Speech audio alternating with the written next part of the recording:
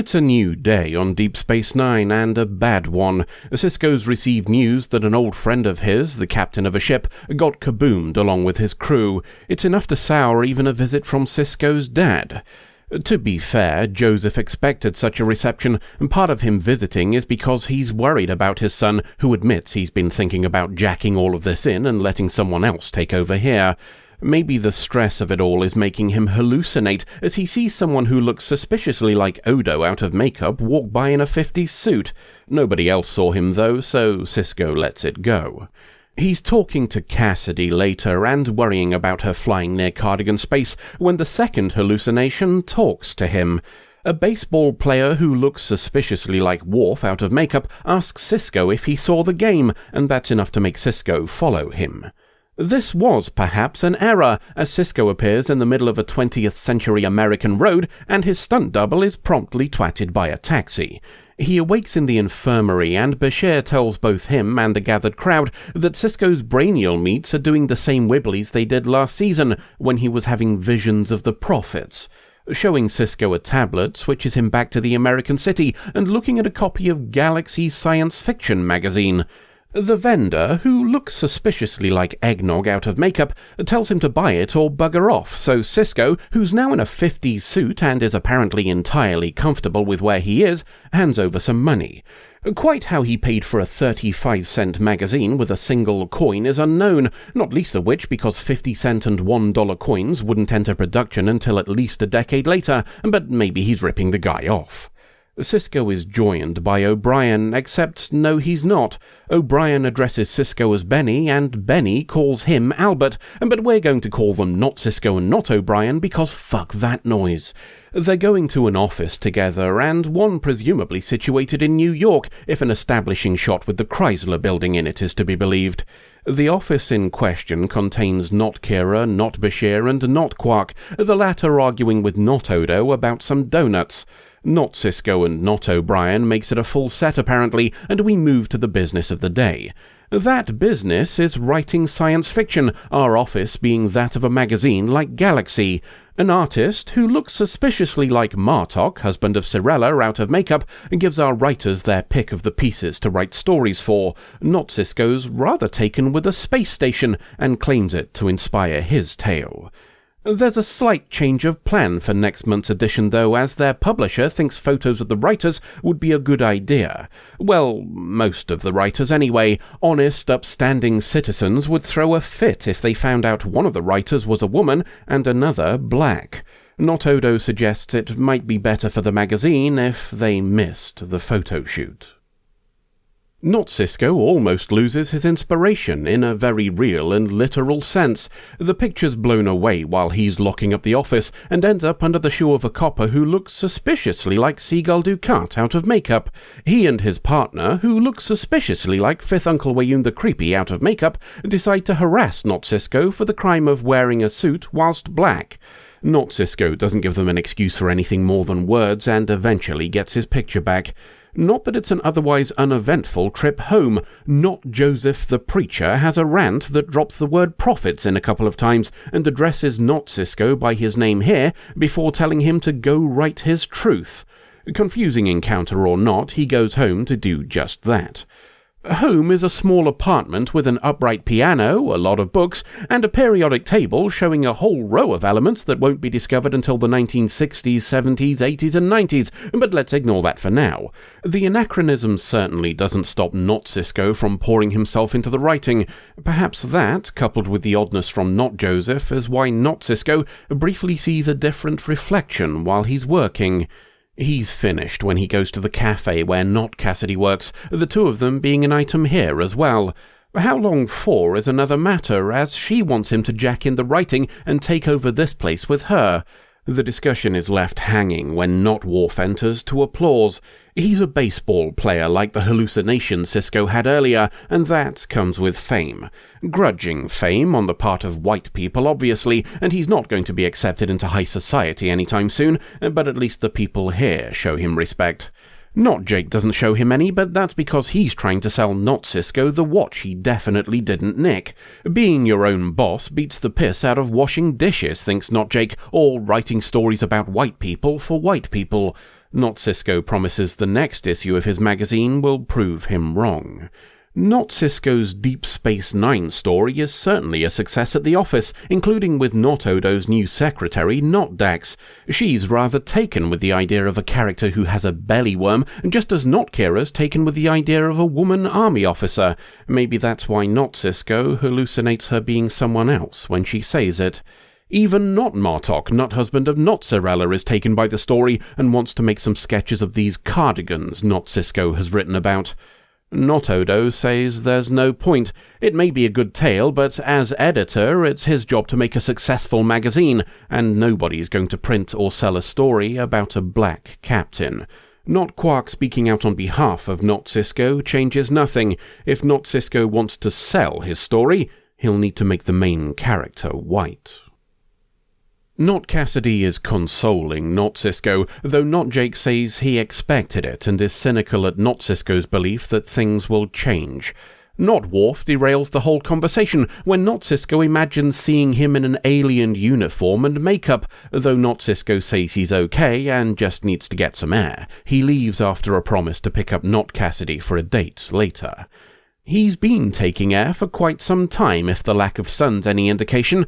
Not Joseph accosts him again on the way home and tells him he needs to follow the path of the prophets and write about it, though Not Cisco's in no mood to hear it this time. Perhaps it's because he already planned to write more anyway, which is why he misses his date with Not Cassidy. She checks on him later that night and finds him asleep with a new Ben Sisko story, though wonders why he bothered writing more when the last one didn't sell. She drops the topic and instead invites him to dance, a decision that ends with Not Cisco seeing a strange room on a space station and his girlfriend in different clothes and talking about something called the Dominion. The vision ends with Not Cisco freaking out and assuming he's going mad, imagining himself in the role of the captain he's written about. Not Cassidy tries to offer comfort and says he just needs rest. In contrast, Not Odo agrees with Not Cisco and thinks he's off his fucking trolley. Handing in 6 more Deep Space Nine stories instead of the new story he was supposed to be writing clearly indicates some sort of problem. The other writers offer their own input, but it's not O'Brien who gives an idea that Not Odo is willing to consider. Make the story a dream. Some black kid working a shitty job and imagining a future where he's able to be more. Not Quark thinks that completely changes the message, but Not Kira points out it's the only way they'll get published at all, and Not Cisco seems to agree. After an encounter with Not Jake on the street, one in which he seems more than a little preoccupied, Not Cisco visits the cafe to tell Not Cassidy the good news about selling his story. That means celebrating, so they're off out dancing tonight. It's not quite the celebration he hoped for. Seeing Not Joseph again has Not Cisco telling him he published his story, only for Not Joseph to say this is merely the beginning and warn him that celebration is just one step from catastrophe. The gunshots prove as much, and Not Cisco runs towards the sound. Not Jake has met a very unpleasant end, thanks to Not Seagull Dukat and Not Fifth Uncle Wayoon. Not Jake here was trying to break into a car, allegedly, and a crowbar is a dangerous weapon, so they just shot him. That seems a questionable excuse to Not Cisco, and he tries to start a bit of a wrestle, his reward being to have the shit kicked out of him. Seeing his assailants as aliens during the process must be a result of the impacts. Recuperation takes a few weeks, but Not Cassidy eventually convinces him to leave his apartment. Besides, he should be at the office when the new magazine comes in. Except it's not coming in, of course. The owner had the whole run destroyed, citing quality concerns. Oh, and Not Cisco doesn't work here anymore, the decision being made by the same guy. Not Cisco tells Not Odo to get fucked along with the owner. Deep Space Nine is an idea that can't be destroyed, and neither can Ben Cisco. He collapses after the rant and is taken away by ambulance. He isn't alone, though, as Not Joseph is in the back with him. This was the path of the prophets, he says, to a confused Not Cisco. For his part, Not Cisco doesn't know who he really is anymore, and being told he's the dreamer and the dream doesn't help much, even without the uniform or the stars flying by outside his ambulance. Cisco wakes in the infirmary, though he was only unconscious for a few minutes. The brainial wibblies are gone and everything's back to normal. Bashir doesn't understand how, but it's over, and that's what matters. What's also over is Joseph Sisko's holiday. He's off back to Earth and goes with the knowledge that his son has decided to stay in his posting here on Deep Space Nine. That's assuming any of this is real, of course, as Sisko's now wondering if this is the fiction and they're all just a dream, so we'll leave him to ponder metaphysics until the next adventure. Let him get this one published first, then he can worry about the others. A line from Not Kira when talking about editing Not Sisko's story so it would have a chance at being published. Is that a callous point of view? Somewhat. Cowardly even, yes, you could see it that way. Is it realistic? Regrettably so. You don't get anything made without money, and money usually means old white men. It was some 30 years before this story that Nichelle Nichols appeared on the bridge of the Enterprise in the original series, and many today fail to understand how big a thing that was. Original series writer and editor Dorothy Fontana recounts there were stations in America's South who threatened to not broadcast the original series because there was a black woman on the bridge. As an aside, you'll note Fontana generally uses initials rather than her name of Dorothy, obfuscation, just like Not Kira's character in this episode. Women writing science fiction? Absolutely inconceivable. Anywho, despite Uhura being a breakthrough role, Nichelle Nichols had said during interviews that she considered leaving because she thought she was being underutilized. A talk with Martin Luther King Jr. convinced her that no matter how token that role felt, her mere presence was important. Whoopi Goldberg says it far more eloquently than I could when she recalls telling her mother about seeing Uhura on TV. Come quick, there's a black lady on TV, and she ain't no maid." What does that have to do with this episode? Well, if Uhura had been written as the captain, do you think the original series would have even got to the pilot stage? So how much of Ben Sisko being the main character of Deep Space Nine is due to Uhura starting out as a glorified space secretary? Okay, that role may have been fleshed out in later seasons of the original series, but let's not pretend things were equal. Of all the human characters in the main cast, it's only Uhura and Sulu who weren't given canonical first names. It doesn't take a genius to figure out what they both have in common. That's not to say the problem was solved by the time this episode rolled around, of course. The reports of Cirroc Lofton getting accosted by security on the Paramount lot for being young and black are well known, despite his status as a main cast member of a flagship show for multiple years. The point is that each additional foot in the door, each degree of progress, creates a future where more and more people can see how wrong things were. And, if we're very lucky, they might even think to ask themselves what might still be wrong now. That's enough on the moral, I think, so let's look at the story itself. Sisko has some distinctly prophet-looking brainial wibblies and imagines a world where he's fictional. Well, possibly, and given the amount of time fuckery in Trek, I'm a little surprised we didn't check the computer library to see if Benny was real. The potential for both realities to be true might have tied in very nicely with things we learn about Sisko later. It's not like it would have been the first time Sisko's found himself in the history books. Still, the story deserves some points for taking the rather tired all just a dream trope and making something actually good with it.